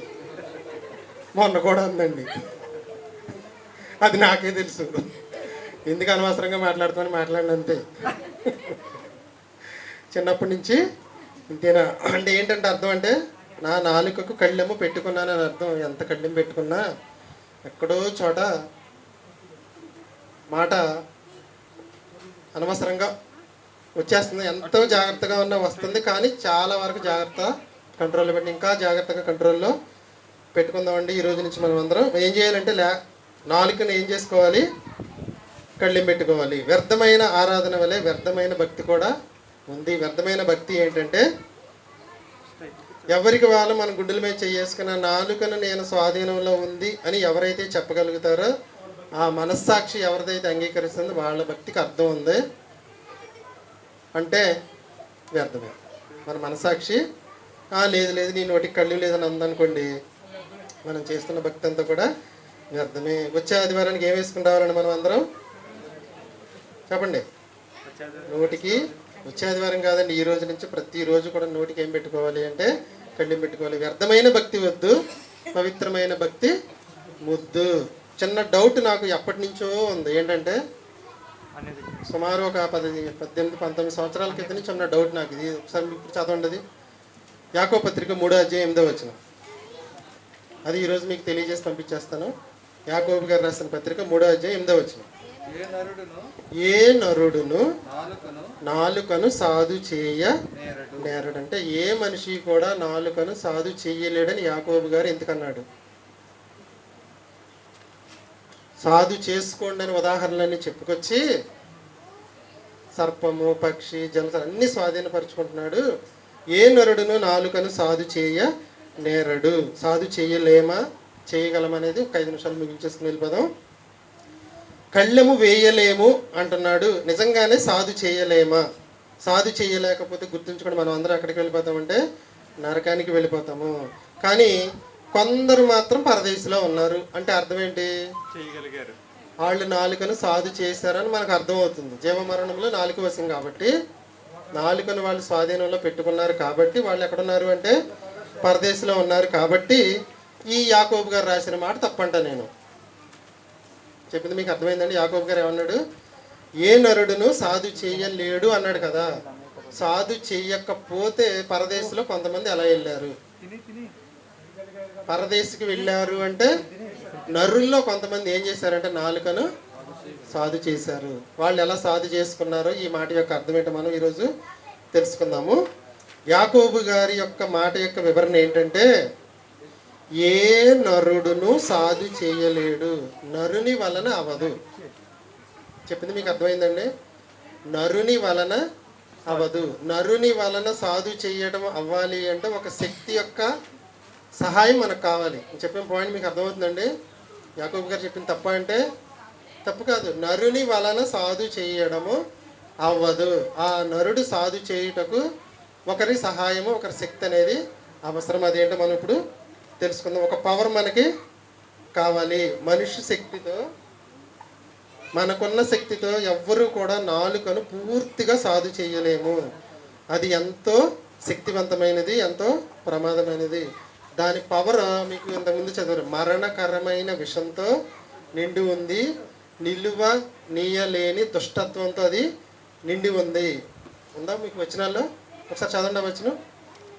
నాలుగు గురించి రాయిస్తూ వచనం వచనం చెప్పమ్మా. 3వ అధ్యాయం 3:8 ఒకసారి చూడండి అందరూ. అది మరణకరమైన విషంతో నిండి ఉంది, అది నిరర్గళమైన దుష్టత్వంతో. అంటే ఎంత భయంకరమైన నాలుకను నరుని రూపంలో ఉన్న మనం సాధు చేయటం అసాధ్యం. మన సొంత శక్తితో నాలుకను సాధు చేయలేము. ఖచ్చితంగా మనకి ఎవరు సహాయం కావాలంటే ఒక సూపర్ పవర్ సహాయం కావాలి. ఆ సహాయం ఎవరు అంటే దేవుని సహాయంతో నాలుకను సాధు చేయగలము. మన సొంత శక్తితో నాలుకను సాధు చేయలేము. యాకోబు గారు అన్నది కరెక్టే. యాకోబు గారు అన్నది కరెక్టే. 1:26లో మీరు చూడండి ఒకసారి. యాకోబు పత్రిక 1వ అధ్యాయం 26వ వచనంలో ఏం చెప్పాడు? మీ నాలుకను స్వాధీనం చేసుకుంటేనే మీ భక్తికి అర్థం ఉంటుంది అన్నాడు. 3వ అధ్యాయం 2వ వచనంలో మీరు నాలుకను కంట్రోల్లో పెట్టుకుంటే మీ సర్వ శరీరం కూడా మీ కంట్రోల్లోకి వచ్చేస్తుందని చెప్పాడు. అంటే పెట్టుకోగలమనా? పెట్టుకోలేమనా? పెట్టుకోగలమనే. అలాగని మనం పెట్టుకోలేకపోతే మన భక్తి వ్యర్థం అన్నాడు. కాబట్టి ఖచ్చితంగా మనందరం ఏం చేయాలి అంటే నోటిని స్వాధీనంలో పెట్టుకొని మన భక్తికి ఒక అర్థాన్ని చూపించాలంటే మనకి ఎవరి శక్తి కావాలి? ఒక సూపర్ పవర్ శక్తి. 3 వచనాలు చూపించి ముగిచ్చేస్తాను. మొదటి, నాలుకను ఎలా సాధు చేసుకోగలం. మొదటిది గలతీ పత్రిక 5వ అధ్యాయం 22-23 వచనాలు. గలతీలకు రాసిన పత్రిక 5వ అధ్యాయం 22-23 వచనాలు అంటే చూడండి. సరిపోద్ది. పరిశుద్ధాత్మ సహాయం మనకు కావాలి. మన నోరు మన కంట్రోల్లో ఉండాలంటే ఎవరి సహాయం కావాలి? మొదట పరిశుద్ధాత్మ సహాయం. ఇప్పుడు ఎవరో ఏదో మాట్లాడుతున్నారు, మనం రోడ్డు మీద ఎవరో మన కోసం వచ్చారు, మనం ఎక్కడో బెడ్రూమ్లో చివరిని ఉన్నాం, పిల్లోడో అమ్మో నానో నీకోసం ఎవరో వచ్చారన్నాం. అక్కడ స్టార్ట్ అవ్వాలి మనకేంటి? మనసులో ప్రార్థన. తండ్రి ఎవరో వచ్చారంట, అనవసరంగా మాట్లాడకుండా నేను జాగ్రత్తగా మాట్లాడేటట్టు నా వల్ల అవ్వదు, నువ్వే చెప్పేసావు కాబట్టి నీ సహాయం నాకు కావాలి, నేను జాగ్రత్తగా అక్కడ మాట్లాడేటప్పుడు నాకు సహాయం చేయమని అక్కడ ప్రార్థన స్టార్ట్ చేయాలి. అర్థమవుతుందా? ఎవరితో ఎప్పుడు మాట్లాడిన ముందు ఏం చేయాలి? ప్రార్థన చేసి ఆయన సహాయాన్ని అర్థించాలి. ఎవరి సహాయాన్ని? దేవుడైనా, యేసుక్రీస్తు అయినా, పరిశుద్ధాత్మైనా పరిశుద్ధాత్మ సహాయాన్ని మనం అర్థించాలి. తర్వాత చదవండి. కీర్తనల గ్రంథం 119:11. పరిశుద్ధాత్మ సహాయం లేకపోతే శరీర కార్యాలన్నీ బయటకు వస్తాయి మనకి. కీర్తనల గ్రంథం 119:11. నీ ఎదుట నేను పాపము చేయకుండానట్లు నా హృదయంలో. రెండోది మనకేం ఉపయోగపడుతుంది అంటే దేవుని వాక్యం ఉపయోగపడుతుంది. బయట వచ్చినాడు మన పగోడు అనుకోండి, మన హృదయంలో వాక్యం లేదనుకోండి, వాడి మీద ఏం చేసుకుంటాం మనం వెళ్ళి? పగ పెంచుకుంటాం, పగ తీర్చుకుంటాం, ఆడు అడిగిందని కాదంటాం. అంటే ఇక్కడ ఏం కంట్రోల్లో పెట్టుకోలేకపోయాము? నాలుకను కంట్రోల్ పెట్టాం. అదే మనం దేవుని వాక్య సహాయం ఉందని పగ తీర్చుట, దేవునికి నాకు సంబంధం లేదు, ఆయన చూసుకుంటా నాకెందుకని మనం ఏం చేయాలన్నా అది చేసుకుని వచ్చేస్తాం. మొదట ఎవరి సహాయం అర్థించాలి మనం? పరిశుద్ధాత్మ సహాయం. ఇప్పుడు మనం నడిపించేది ఆయనే కదా, మనతో పాటు ఉన్నది కూడా ఆయన. పరిశుద్ధాత్మ సహాయాన్ని అర్థించాలి. రెండోది దేవుని వాక్య సహాయాన్ని తీసుకోవాలి. మూడోది 141:3 కీర్తనల గ్రంథం 141:3 కీర్తనల గ్రంథం 141:3 యెహోవా ఇక్కడ ప్రార్థన చేస్తున్నాడండి దావీదు గారు. యెహోవా నా నోటికి కావలి ఉంచుము. ప్రతిరోజు కూడా మనం ఏం చేయాలి అంటే ఈ ప్రార్థన చేసుకుంటే మన నాలుగు స్వాధీనంలో ఉంటుంది. ఏం చేయాలి? మొదటిది పరిశుద్ధాత్మ సహాయాన్ని అర్థించాలి, దేవుని వాక్యాన్ని హృదయంలో ఉంచుకోవాలి. మూడోది దేవునికి ప్రార్థన. అంటే ముగ్గురిని వాడుకోవాలి. ముగ్గురు అంటే పరిశుద్ధాత్మని వాడుకోవాలి, దేవుని వాక్యం అని యేసుక్రీస్తు అన్నమాట ఇక్కడ యేసుక్రీస్తుని వాడుకోవాలి, ప్రార్థన అంటే దేవుడు కాబట్టి దేవుడు. వీళ్ళ ముగ్గురు సహాయంతో మన నాలుకను మనం స్వాధీనం చేసుకోగలము. ఎప్పుడైతే స్వాధీనమైందో సర్వ శరీరం కూడా మన స్వాధీనంలోనికి వచ్చేస్తుంది. అప్పుడు మనం చేసే భక్తి అర్థం ఉంటుంది. మనం అందరం నిత్య జీవానికి వెళ్తాం. కాబట్టి చెప్పండి, ఏ నరుడును నాలుకను సాధు చేయనేరడు. చేయలేడంతే. అది నిరర్గళమైన విషయంతో పాప ప్రపంచమై ఉంది. దాన్ని మన కంట్రోల్లో పెట్టుకోవాలంటే ఏం చేయాలి? ముగ్గురు సహాయంతో. ఏ మాట మాట్లాడండి, ప్రార్థన మనసులో చేసుకుని మాట్లాడండి. 3 ఛాన్సులు ఇచ్చాం. మీకేంటి? ఆలోచించుకొని చెప్తాను, మా ఆవిడని అడిగి చెప్తాను, మా ఆయన్ని అడిగి చెప్తాను. తప్పేం కాదండి, ఇది కొట్టేస్తారండి మీద పడి. వాళ్ళిద్దరూ ఒక మాట మీద ఉంటారంటే అనుకుంటారు. తప్పితే ఇరుక్కుపోయామనుకోండి మనం చేసేది ఏమీ లేదు. కాబట్టి చాలా జాగ్రత్తగా ఉండండి. మీ భక్తి జీవితానికి ఒక మెరుగు లేదా ఒక ప్రతిఫలం రావాలి అంటే ఏం చేయాలంటే నోటికి కళ్ళెం పెట్టుకున్న తర్వాతే బైబిల్ చదవండి. నోటికి కళ్ళెం పెట్టుకున్న తర్వాత ప్రార్థన చేయండి. నోటికి కళ్ళెం పెట్టుకున్న తర్వాతే చర్చికి రండి. అలాగని వచ్చేవారు ఎవరు మానొద్దు. జాగ్రత్తలు చెప్పాను మీకు. ఏమండి, మనిషి అంటే ఏదో తప్పు చేస్తూనే ఉంటాం. మనం ఎందుకు ఆదివారం వస్తున్నాము అంటే కొంచెం తెలుసుకోవడానికి, మన తప్పులను కొంచెం సరి చేసుకోవడానికి. అలాగే వచ్చే ఆదివారం ఇంకో విషయం, వచ్చే ఆదివారం వస్తే ఇంకో విషయం. కాబట్టి ఇంత కష్టపడుతున్న భక్తి వ్యర్థం అవ్వకూడదు అంటే నోటికి కళ్ళెం పెట్టుకోండి. ఈ రోజు నుంచి చాలా జాగ్రత్తగా ఉండండి అందరూ. మన వల్ల ఇద్దా? అవును. దేవుని సహాయం, ప్రార్థన సహాయం, వాక్య సహాయము అంటే అక్కడ అర్థం ఏంటంటే మా హృదయంలో వాక్యం ఉందనుకోండి, అతనితో ఎలా మాట్లాడాలి, ఏం మాట్లాడాలి అనేది మనకి తెలుస్తుంది. అర్థమైందని అనుకుంటున్నాడు. ఈ 3 పాటలు మాత్రం చాలా జాగ్రత్తగా వినండి. మొదటిది భక్తి ఏంటి, 32వ పాట లేఖన గీతం. ఎవడైనను వాని భక్తి వ్యర్థమే, 31వ పాట. ఇది ఓల్డ్ సాంగ్, 4 తెలిసి మీకు తెలుసు. వీడియో సాంగ్ ఉన్నది, ఇప్పుడు టీవీలో కనపడదు కాబట్టి సాయంకాలం వేస్తాను ఒకసారి. కాబట్టి ఏం చేయాలండి చెప్పండి? మాట బయటకు రావాలి అంటే ముందు ఎక్కడి నుంచి రావాలి అంటే హృదయం నుండి రావాలి. కాబట్టి హృదయాన్ని జాగ్రత్తగా, మత్తయి సువార్త 12:34 ప్రతి మాట కూడా ఎక్కడి నుంచి వస్తుందంటే హృదయం నుండి ఉండు దానిని బట్టి నోరు మాట్లాడును. కాబట్టి మనం సొంత బలంతో సాధి చేయలేం, కానీ దేవుని పరిశుద్ధాత్మని యేసుక్రీస్తు సహాయంతో సాధి చేయగలము. కాబట్టి మన నిజమైన భక్తికి సూచన ఏంటి? నేను చేసేది నిజమైన భక్తి అనడానికి సూచన ఏంటి? నోటికి కళ్ళెం పెట్టడం. నా భక్తి వ్యర్థం అనడానికి సూచన ఏంటి? మన నోరే. ఏది నిజమైన భక్తి అంటే 1:27 గుర్తుంచుకోండి. కొటేషన్ ఇచ్చాడు దేవుడు చక్కగా. ఏది నిజమైన భక్తి? యాకోబు పత్రిక 1:27.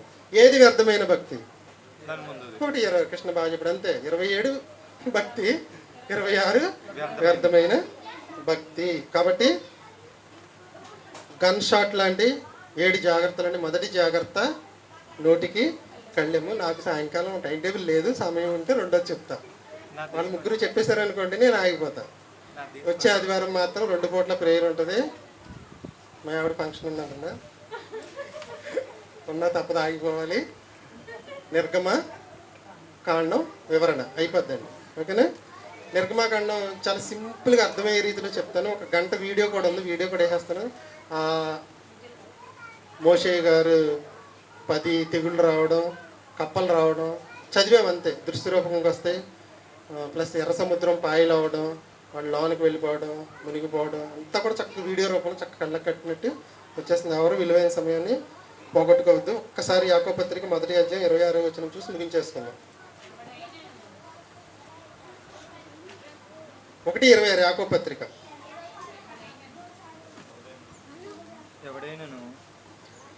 ఎవడైనను తన నోటికి కళ్ళెము పెట్టుకొనక తన హృదయమును మోసపరుచుకొనుచు భక్తి గలవాడనని అనుకుని ఎడల వాని భక్తి వ్యర్థమే. ఇంకొంచెం ముందుకెళ్దామా? ఓకే, ఇదంతా నేను బాగానే చేస్తున్నానండి, రోజు మోహం చూపు చూస్తున్నాను అనుకోండి, నా భక్తి అర్థమా వ్యర్థమా? అక్కడ లేదుగా మరి మాట, ఇక్కడ లేదుగా. ఇప్పుడు భక్తికి నిర్వచనం తీసుకొచ్చే, వ్యర్థమైన భక్తికి నిర్వచనం తీసుకొచ్చి చివరికి వచ్చేసాం. ఇప్పుడు నేనేమంటానంటే, నా నోటిని ఎలా కావాలంటే అలా కంట్రోల్లో పెట్టుకున్నాను. నేను కళ్ళతో మోహపు చూపు చూస్తున్నా. నా భక్తికి అర్థమా వ్యర్థమా? అది ఇహలోక మాలిన్యం. అంటే దేవుడిచ్చిన ప్రతి అవయవాన్ని మన కంట్రోల్లోకి రావాలంటే ఏం చేయాలి? నాలుకను కంట్రోల్లో పెట్టుకుంటే ఆటోమేటిక్గా కన్ను కంట్రోల్లోకి వచ్చేస్తుంది, మాట కంట్రోల్లోకి వచ్చేది, వినికిడి ప్రతి సర్వ శరీరం నీ కంట్రోల్లోకి రావాలంటే మోహపు చూపు చూడగలనా నేను? ఇది కంట్రోల్లో ఉన్నప్పుడు ఏమైంది? ఆటోమేటిక్గా సర్వ శరీరం కంట్రోల్లోకి. అర్థం చేసుకోండి, అపార్థం చేసుకోవద్దు. అర్థమైందని చెప్పింది కొడసరి చెప్పినట్లుగా ఇహలోక మాలిన్యము. నాలుగు ఎప్పుడైతే కంట్రోల్లో ఉంటుందో ఇహలోక మాలిన్యం కూడా మనకు అంటించుకోకుండా ఉంటాం. కాబట్టి ఏం చేయాలి అంటే, మన శరీరం మొత్తం మన మాట వినాలంటే ఏం చేయాలి? మన నాలుకను మన స్వాధీనంలో తెచ్చుకోవాలి. స్వాధీనంలో తెచ్చుకోవాలంటే ముగ్గురు సహాయంతో స్వాధీనంలోనికి తెచ్చుకుందాం. శరీరం మొత్తం మన మాట వినాలి అంటే నాలుక మన స్వాధీనంలో ఉండాలి. అంటే నోటికి కళ్ళెము వేసుకుంటే సర్వ శరీరం మన కంట్రోల్లోకి వస్తుంది. పాఠం పేరు ఏం చెప్పాను మీకు? ఏది వ్యర్థమైన భక్తి. ఇప్పటి వరకు మనం చేసింది వ్యర్థమైందో అర్థమైందో ఎవరికి వాళ్ళు ఆలోచించుకోండి. రేపటి నుంచి లేదా ఎప్పటి నుంచే తగు జాగ్రత్తలు తీసుకోండి. ప్రార్థన చేసి ముగించుకుందాం. ప్రియ పరలోకమందున మా తండ్రి, సంఘానికి వస్తున్న నీ పిల్లలకు నువ్వు తెలియజేసిన జాగ్రత్తల్లో మొట్టమొదటి జాగ్రత్త నాలుక గురించి తీసుకోవాల్సిన జాగ్రత్తలు నీ బైబిల్ గ్రంథంలో అనేకం రాయించావు తండ్రి. సమయం లేదు కాబట్టి కొన్ని మాటలనే నీ పిల్లలకు తెలియజేశాను. కొన్ని మాటలనే 3 పాటలుగా రాసి అందించడం జరిగింది తండ్రి. నీ పిల్లలు విని వారి భక్తి ఈ రోజు నుంచి అయినా వ్యర్థం కాకుండా బ్రతికే భాగ్యం దయచేయమని క్రీస్తునామని ప్రార్థన అడిగి వేడుకుంటున్నాం పరమ తండ్రి. ఆమేన్. మన క్లాస్ అయ్యే లోపల చిల్డ్రన్స్ బైబిల్ స్కూల్ టీచర్ గారు వాళ్ళ పిల్లలతో ప్రాజెక్ట్ చేయించిందండి. అది కూడా ఒకసారి చూసేసి ముగించేసుకుని వెళ్ళిపోదాం. సాయంకాలం ప్రేయర్ అని గుర్తుంచుకోండి.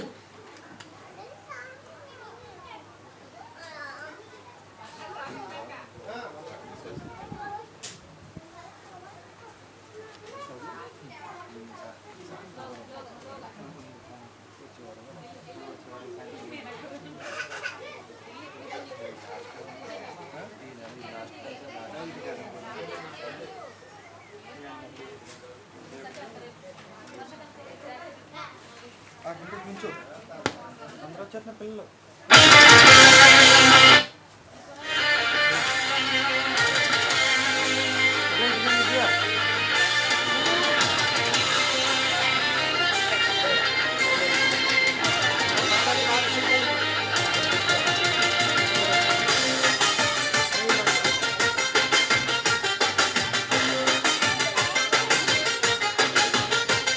ఎవడైనను నోటికి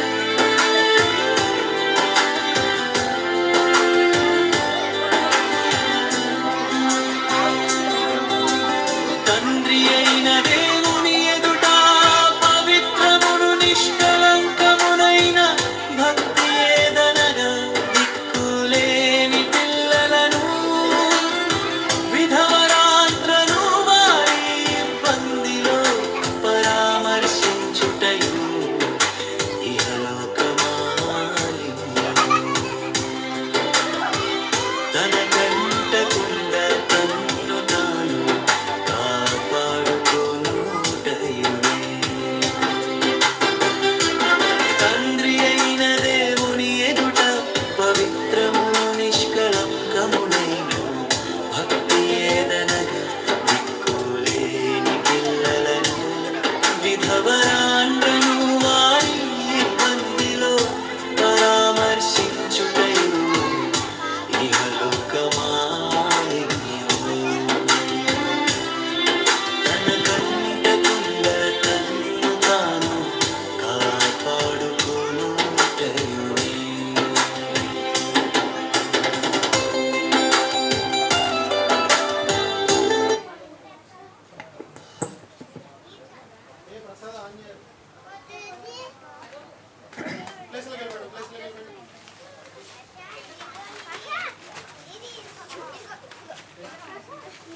ఆనయ్య